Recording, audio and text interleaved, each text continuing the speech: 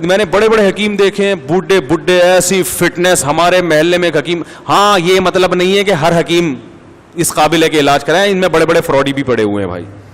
کہ کوئی بھی حکیم قبلے بڑے بڑے لکھے ہوئے, قبلہ بڑے حکیم میں بہت سے ایسے ہوتے ہیں کہ ہمارے استاذ کہا کرتے تھے کہ یہ جو سائن بورڈ پہ بڑا بڑا لکھا ہوتا ہے نا قبلہ بڑے حکیم, تو بڑے میں ڑے اور یا کے درمیان واؤ چھپا ہوا ہوتا ہے.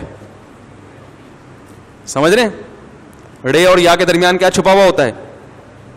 بس خود سوچ لیں کیا ہوتا ہے. وہ تو ایسے بڑے بڑے فراڈی ایسٹرائڈ کھلا رہے ہوتے ہیں مریضوں کو نا, دواؤں میں ڈال کے وہ ایک دم فٹ فاٹ ہو جاتا ہے. تو اس میں بہت فراڈ بھی بہت ہے, لیکن اس کا یہ مطلب نہیں ہے کہ جو حکمت کا طریقہ علاج ہے وہ طریقہ علاج ہی غلط ہے. بہت ساری چیزیں آج بھی, اور آپ کو ایک بات بتاؤں, حکیموں کے جو نسخے ہیں, کئی نسخے ایسے 1000 سال سے چلے آ رہے ہیں, اب تک کوئی سائیڈ افیکٹ ان کا سامنے نہیں آئے. جوارش جالینوس 1000 سال پرانی ہے, حکیم جالینوس نے ایجاد کی تھی, یہ 1000 سال سے چلی آ رہی ہے.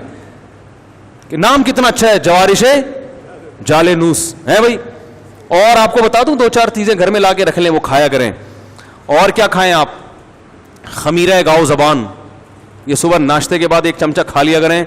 دماغ کی سیٹنگ انشاءاللہ کبھی بھی آؤٹ بولو بھائی نہیں ہوگی. بنفشہ شہتوت رکھ لیں, کھانسی وانسی ذرا سی ہو گرم پانی میں بنفشہ شہتوت ڈال کے. اور کالی مرچ کے تمہارے پورا اس پر بیان ہے, پھوڑے پھنسی ہو رہے ہیں, کالی مرچ اچھی طرح چبا کے نا نگل لیا کریں, یہ سب فٹ فاٹ ہو جائیں گے انشاءاللہ. تو بہت سارے ہمارا جو کچن ہے اللہ نے اس کے اندر اتنا کچھ رکھا ہوا ہے کہ ہمیں دوا کی طرف جانے کی چندہ ضرورت نہیں ہے.